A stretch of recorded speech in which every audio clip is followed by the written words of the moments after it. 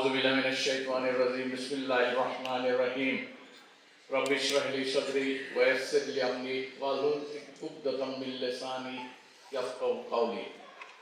এখানে উপস্থিত যারা আছেন এবং মঞ্চে যারা আছেন সবাইকে আমার তরফ থেকে আসসালামু আলাইকুম ওয়া রাহমাতুল্লাহি ওয়া বারাকাতুহু। আউযু বিল্লাহি মিনাশ শাইতানির রাজিম বিসমিল্লাহির রহমানির রহিম।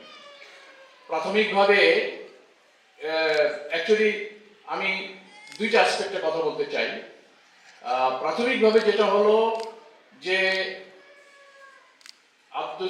আব্দুস শহীদ নাসিম সাহেবকে আমার অ্যাকচুয়ালি অন্তরের অন্তঃস্থল থেকে ওনাকে ধন্যবাদ, ওনার যে অর্গানাইজেশন আছে তাকে ধন্যবাদ। কেন? কারণ হলো আমরা এতকাল ধরে অনেক ছোটবেলা থেকে দেখে এসেছি, ওই যে আমার ওই প্রফেসর সাহেব বলে গেলেন যে কোরআন খতম করা। হোয়াট ইজ দিস কোরআন খতম করা? এটার মানেটা কি কোরআন খতম করা? আমাদের তো একজন নন মুসলিম ভারতীয় প্রেসিডেন্ট ছিলেন শঙ্কর দয়াল শর্মা, সে বলেই গেছে যে समझने की किताब थी पढ़ने का किताब बनानी। শেষের দিকে সে বলছে ये মুসলমানো ये तुमने क्या किया, মানে কোরআনকে আমরা কোন জায়গায় নিয়ে গেছি, চাঙ্গের উপর উঠিয়ে রেখে দিচ্ছি এবং তার থেকে আমরা খালি পড়ছি, তেলাওয়াত না। কিন্তু এই যে কোরআন কি জিনিস, আমি আপনাদেরকে একটা কথা বলি, পুরা এই বিশ্বের মধ্যে সবচেয়ে ছোট পারমাণবিক বোমা হলো কোরআন। এটা পারমাণবিক বোমা। এর যে শক্তি, এর যে জ্ঞান, এর যে শিক্ষা, এটা অন্য কোথাও আপনি পাবেন না। আর এই শক্তিটা সামান্য একটা শক্তি আমি আপনাদেরকে বলি, যেটা আমরা আসলে এখান থেকে আমরা শক্তিটা নিতে পারছি না।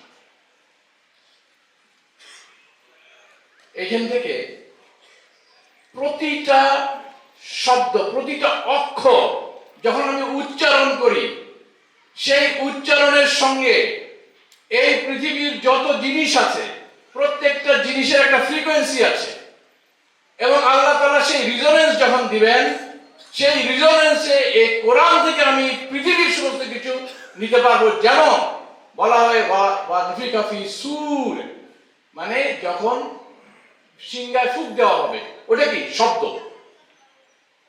ওই শব্দ, এই ফ্রিকোয়েন্সি, পৃথিবীর প্রত্যেকটা জিনিসের মধ্যে ফ্রিকোয়েন্সি আছে এবং সেটার মধ্যে রিজোনেট করে। এই রিজোনেন্সটা যখন হয় তখন হয় একটা জিনিস তৈরি হয় অথবা একটা জিনিস ধ্বংস হয়। আল্লাহ বলছেন, আল্লাহ কোনো কিছু তৈরি করতে হলে উনি বলেন কুন ফায়াকুন, এবং উনি বলেন হও এবং হয়ে যায়। এই হওয়াটার সঙ্গে আমাদের যে প্রত্যেকটা জিনিসের যে অ্যাটমিক নাম্বার, অ্যাটমিক ডিস্ট্রিবিউশন, এগুলি যেটা থাকে এটার সঙ্গে মিল আছে। এটা আমরা জানি না, বিজ্ঞান জানে না রে ভাই। বিজ্ঞান জানে না বলে সে বলে যে আমি এই পর্যন্ত জানি, এরপরে জানি না। কিন্তু সে যখন জানবে তখন বুঝবে যে এইটার পিছনে শক্তিটা কি। এই জন্য আপনারা দেখবেন যে বিদেশে বিভিন্ন দেশে কোরআন পোড়ায়, কোরআন পোড়ায়। আরে একটা তাদের কাছে তো এটা একটা বই, এটা পোড়ায় কেন? কারণ কোরআনের মধ্যেই সেই শক্তি। যদি আমরা কোরআনটাকে ধরে রাখতে পারি তাহলে আল্লাহ বলছেন কোরআনে যে ওয়াদা করেছেন তিনটা, যে আমি মুমিনদের জন্য তিনটা ওয়াদা করলাম। কি? এক নম্বর, তোমাদেরকে পৃথিবীর কর্তৃত্ব দেওয়া হবে। দুই নম্বর, তোমাদের ধর্মকে প্রিডমিনেন্ট রিলিজিয়ন হিসাবে পৃথিবীর মধ্যে থাকবে। তিন নম্বর, তোমাদের উপরে কেউ চোখ রাখতে পারবে না, তোমাদের মনের মধ্যে আমি সুকুন দিব, সুকুন থাকবে। এই তিনটা ওয়াদা আল্লাহ তাআলা করেছেন কাদের জন্য? মুমিনদের জন্য। কোন মুমিনদের জন্য? যে মুমিন এই কোরআনকে নিজের আত্মার মধ্যে স্থান দেয়। আমি কোরআন পড়ে গেলাম, তেলাওয়াত করে গেলাম, খতম করলাম, কি শিখলাম? এখন আমি জাস্ট আপনাদের একটা দিচ্ছি, একটা এক্সাম্পল দিচ্ছি। সময় শেষ হয়ে গেলে আমাকে একটু বলবেন, কেননা বুঝেন তো, বলতে থাকলে চলতে থাকে। আচ্ছা, 5 মিনিট।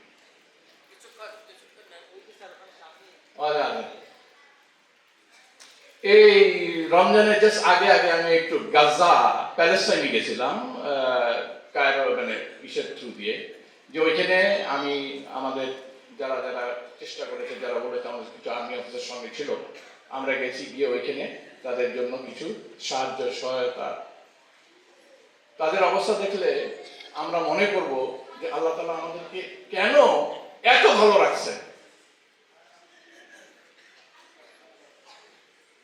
গাজা স্ট্রিপের মধ্যে পৃথিবীর সবচেয়ে বেশি কনসেন্ট্রেশন অফ কোরআনে হাফেজ আছে, এবং তাদের যখন আমি বাচ্চাদের যখন দেখলাম 2 হাত নাই, বাচ্চা এই যে এদের মতন বাচ্চা দুগুনের বেড়াচ্ছে, 2 হাত নাই, কারো 1 হাত নাই, পা নাই, কারো পুরো শরীরের অর্ধেক দিক পুড়ে গেছে আর নাই, কিন্তু তাদের আল্লাহর উপর ইয়াকিন, যেটা যে ঈমান পরিপূর্ণভাবে আছে, পরিপূর্ণভাবে আছে।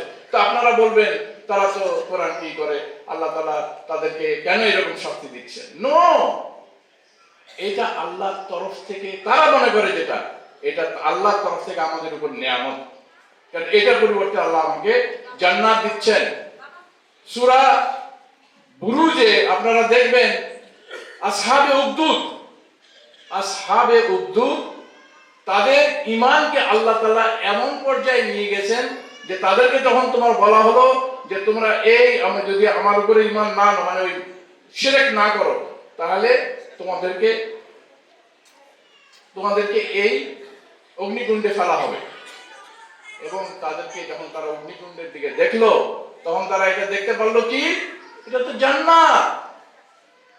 আর যদি তোমরা আমার কথা শোনো, তাহলে তোমাদের বাড়ি ঘরে ফেরত পাঠাবো। বাড়ি ঘরের দিকে তাকিয়ে দেখলো যে সেটা হলো জাহান্নাম, আগুন। কিভাবে আসলো? এটা ঈমান বিল গায়ব, এটা ইয়াকিনের পর্যায়ে যাবে।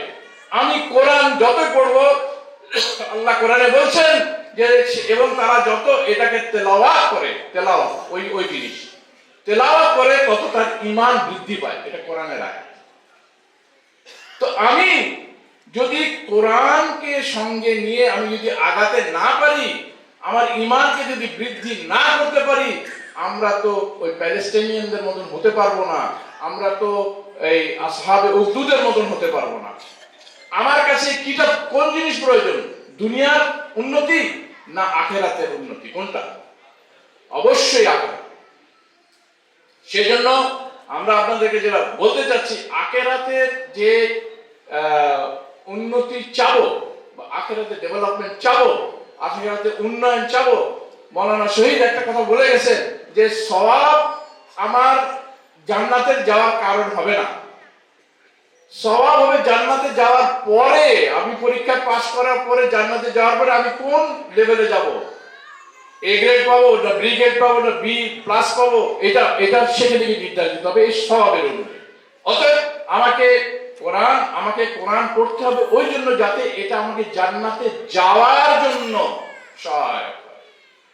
এটার জন্য আমি এতকাল পরে যখন ওনার কোরআন শিক্ষা সোসাইটি যেটা দেখলাম, আজ থেকে 2 বছর হলো, কোরআন আগে থেকে, আই ওয়াজ রিয়েলি অ্যামেজড যে এখানে আমাদের প্রত্যেকের মনের মধ্যে কোরআন কি জিনিস দিতে পারে, সেটা হলো গিয়ে আমরা শিক্ষা দিচ্ছি, ওনারা শিক্ষা দিচ্ছেন, এবং সেখান থেকে আমরা শিক্ষা পাচ্ছি, আমাদের বাচ্চারা শিক্ষা পাচ্ছে। এখন তারা জানে যে না, গড়বড় পড়ে গেলেই হবে না, আমাকে এটার অর্থ জানতে হবে, আমাকে এই অনুযায়ী শিক্ষা গ্রহণ করতে হবে, এই অনুযায়ী আমার জীবন চালাতে হবে, এবং এখান থেকে আমার শক্তি, আল্লাহ তাআলার কুওয়াত এখান থেকে আসবে। যখন আপনি কোরআন পড়বেন, তখন আমার ছোটবেলায় আমার আব্বা আমাকে একটা আয়াত শিখিয়ে দিয়েছিল যে তুমি বনে জঙ্গলে গেলে এটা পড়বা, কোনো অসুবিধা হবে না। 1 বছর পর্যন্ত হিল ট্রাক্সে বনে জঙ্গলে অভিযান চালিয়েছি, বিভিন্ন জায়গায় জঙ্গলে ঘুরেছি, বিভিন্ন বিদেশে জঙ্গলে ঘুরেছি। আমি এই আয়াত পড়ে আমি যেতাম, আল্লাহর রহমতে আমার গায়ে একটা টোকাও লাগে না, একটা পিঁপড়াও কামড়ায় না, একটা জোক ধরে নাই। জোক ধরেছে অবশ্য, জোক অনেক ধরছে, বাট আমার ক্ষতি হয়নি, সাপে কামড়ায় নাই। কিন্তু প্রশ্ন হচ্ছে যে আমরা এখান থেকে নিচে পাচ্ছি, সব জিনিস আছে এখানে। সূরা আন-নাজম পড়েন, ওখানে পড়লে আপনার রিজিক দিবে আল্লাহ তাআলা। আল্লাহ বলছেন ইন্নাহু হুয়া আগনা ওয়া আকনা, নিশ্চয়ই উনি ধনবান করেন, রিচ করেন। অতএব আমরা অন্য জায়গায় কেন যাব? এইখান থেকে আমরা সবকিছু পাবো, এভরিথিং। আমার যুদ্ধ, আমার শিক্ষা, আমার অর্থনীতি, আমার বিপদ আপদে আমার কিভাবে ধৈর্য ধারণ করব, এভরিথিং, সমরনীতি, সবকিছু আছে।